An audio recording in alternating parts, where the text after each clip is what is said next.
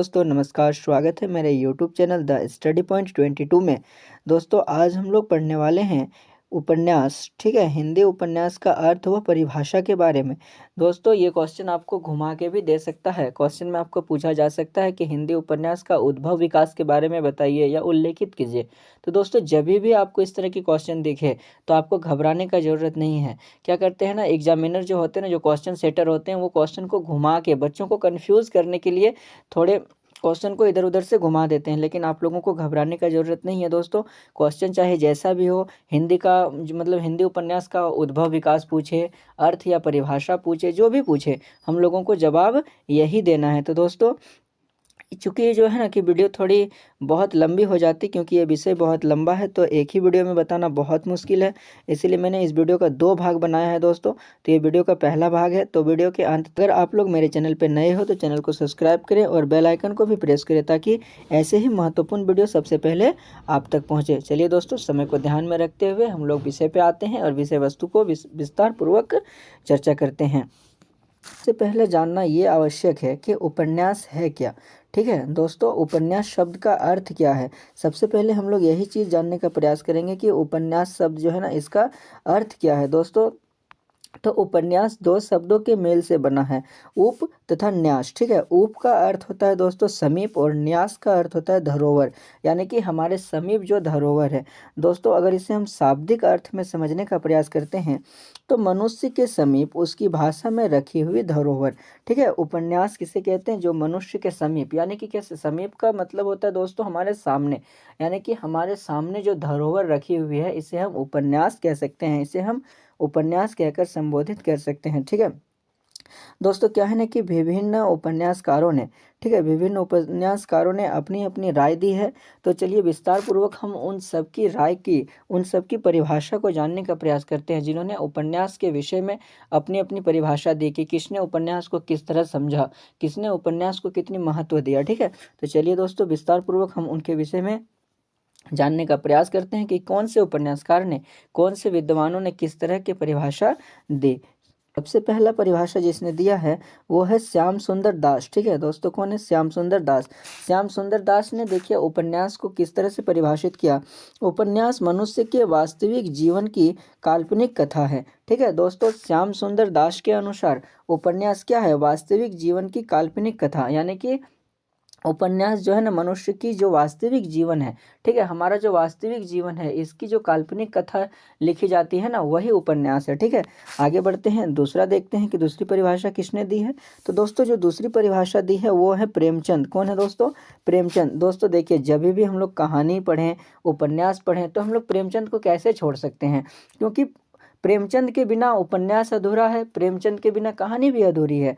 तो प्रेमचंद को तो हम लोग छोड़ ही नहीं सकते हैं दोस्तों। ठीक है, तो देखिए प्रेमचंद का क्या मानना है, उपन्यास मानव जीवन का समग्र है, मानव चरित्र पर प्रकाश डालना और उसके रहस्यों को खोलना उपन्यास का मूल तत्व है। ठीक है, देखिए दोस्तों, मुंशी प्रेमचंद के अनुसार जो उपन्यास है ना, वो क्या है, मानव जीवन का समग्र है। ठीक है, मानव चरित्र पर प्रकाश डालना और उसके रहस्यों को खोलना उपन्यास का मूल तत्व है। अर्थात प्रेमचंद क्या, मतलब प्रेमचंद क्या कह रहे हैं कि जो उपन्यास है ना, ये मानव जीवन का मूल तत्व है। ठीक है, चलिए देखते हैं, आगे देखते हैं कि दोस्तों जो आगे जिनका परिभाषा है वो कौन है, जनेंद्र।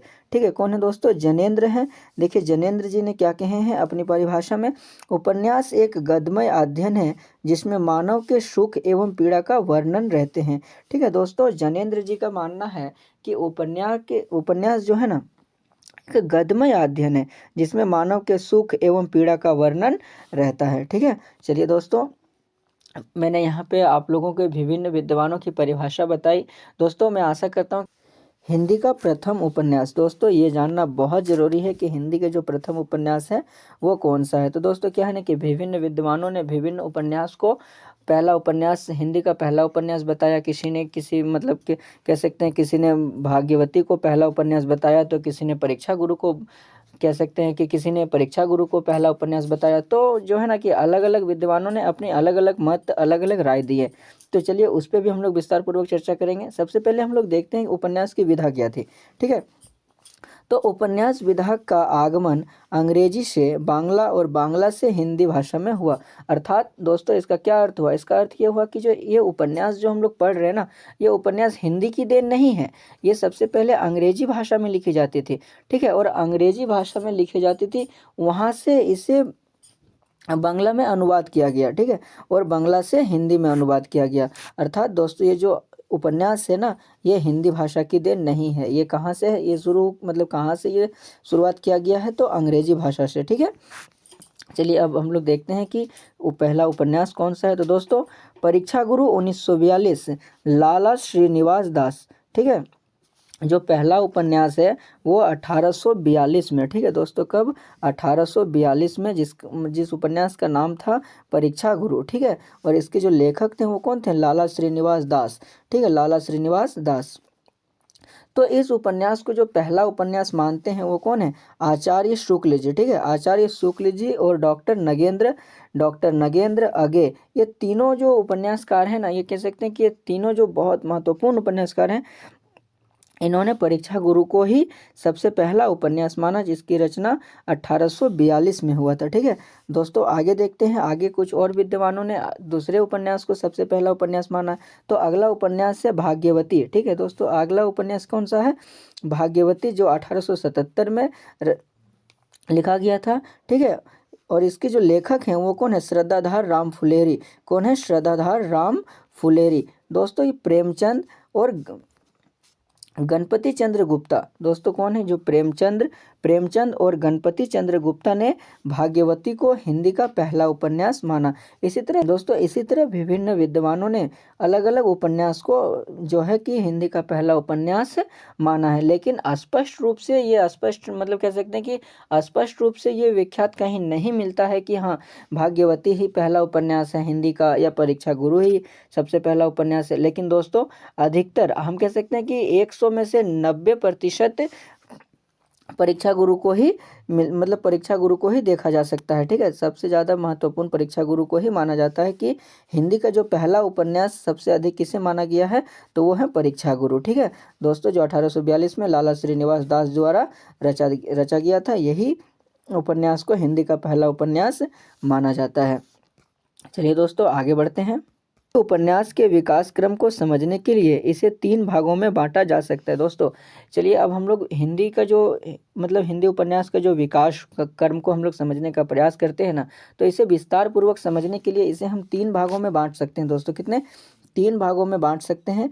पहला है प्रेमचंद पूर्व युग, फिर है प्रेमचंद युग, और तीसरा है प्रेमचंदोत्तर युग, ठीक है दोस्तों। इस तीनों विषयों को मैं एक ही वीडियो में शायद नहीं बता पाऊँ, तो यहाँ पे मैंने एक विषय को बताने का प्रयास किया हूँ, प्रेमचंद पूर्व युग, ठीक है, और बाकी जो दो टॉपिक है आपका, ये आपको अगली वीडियो में यानी कि भाग 2 में देखने को मिल जाएगा, ठीक है। तो दोस्तों आप दूसरा भाग भी इस वीडियो का देख लीजिएगा। चलिए यहाँ पे इस वीडियो में मैंने जो बताया है प्रेमचंद पूर्व युग, इस विषय पर विस्तार पूर्वक चर्चा करते हैं और इसे देखने का प्रयास करते हैं।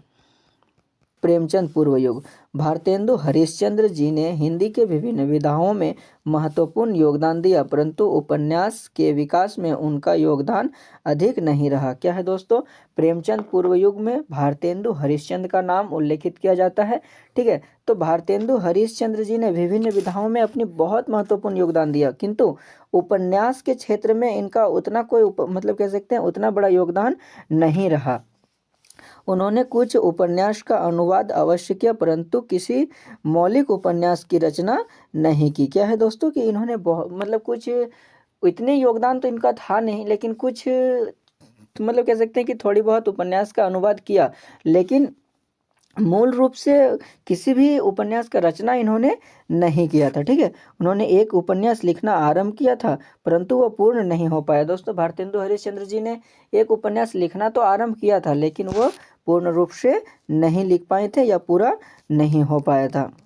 अधिकांश विद्वान हिंदी का प्रथम मौलिक उपन्यास श्रीनिवास द्वारा रचित परीक्षा गुरु को मानते हैं। क्या है दोस्तों कि हिंदी के जो अधिकांश विद्वान है ना, वो परीक्षा गुरु को ही हिंदी का पहला उपन्यास मानते हैं। चलिए आगे देखिए, यह एक उपदेशात्मक उपन्यास है। ठीक है, ये किस तरह एक उपदेशात्मक उपन्यास है। ठीक है, प्रेमचंद पूर्व के उपन्यास के मुख्यतः सामाजिक, ऐतिहासिक व पौराणिक उपन्यास मिलते हैं। दोस्तों ये जो मुंशी प्रेमचंद थे ना, मतलब कह सकते हैं कि प्रेमचंद पूर्व युग, यानी कि प्रेमचंद के पहले, प्रेमचंद युग से पहले जो प्रेमचंद पूर्व युग थे, उसमें जिस तरह की उपन्यास का रचना किया जा रहा था, जिस तरह के उपन्यास लिखे जा रहे थे, वो मुख्य रूप से किस पे निर्भर थे? समाज के घटनाओं पर, ऐतिहासिक घटनाओं पर और पौराणिक उपन्यास। ठीक है, कुछ उपन्यासकारों ने, ठीक है, आगे देखिए, कुछ उपन्यासकारों ने तिलस्मी व जासूसी उपन्यास लिखे। मतलब दोस्तों कह सकते हैं ना कि ये प्रेमचंद पूर्व युग जो है ना, एक मिला जुला युग था। इसमें, ठीक है, मूल रूप से किसी भी चीज़ को विषय वस्तु बनाकर नहीं रचा जा रहा था। सामाजिक घटनाओं के बारे में भी बताया जा रहा था, ऐतिहासिक घटनाओं के भी बारे में बताया जा रहा था। तो मुख्य रूप से किसी एक विषय वस्तु को यहाँ पे, एक विषय वस्तु को बांधने का प्रयास नहीं किया है। चलिए दोस्तों ये तो हो गया प्रेमचंद पूर्व युग। अब जो आगे के दो और विषय हैं, प्रेमचंदोत्तर युग और प्रेमचंद युग, तो दोस्तों वो वीडियो के दूसरे भाग में आपको मिलने वाला है। आशा करता हूँ कि ये वीडियो आपको बहुत पसंद आई होगी। अगर ये वीडियो पसंद आई तो अपने दोस्तों के साथ शेयर करें, और अगर मेरे चैनल पे आप लोग नए हो तो चैनल को सब्सक्राइब भी करें और बेल आइकन को भी प्रेस करें, ताकि ऐसे ही महत्वपूर्ण वीडियो सबसे पहले आप तक पहुँचे। मिलते हैं दोस्तों एक और नई वीडियो के साथ। आज के लिए इतना ही। धन्यवाद। जय हिंद।